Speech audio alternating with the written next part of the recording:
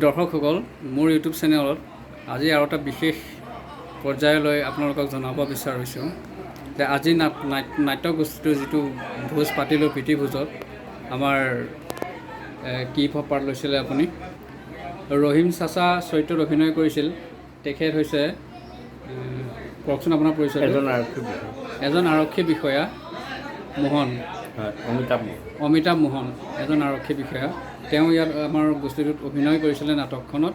আজি প্ৰীতিভোজৰ শেষত তেওঁ আমাৰ নাট্যগোষ্ঠীৰ সকলোকে এটা দুটা কলম দি আমাক সকলোকে সন্মান কৰিছে আৰু এই কলমটো মোকো দিছে, মোক দুটা কলম দিছে। দেখাত বস্তুটো একেবাৰে সৰু, কিন্তু সকলোতকৈ ডাঙৰ বস্তু এই কলমটোৱেই।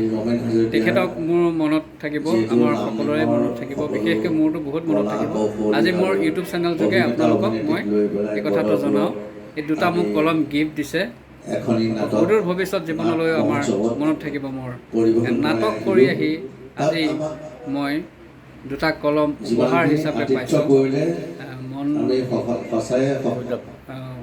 অমিতাভ মোহন তেখেত আৰু নাট্য অভিনয় কৰে।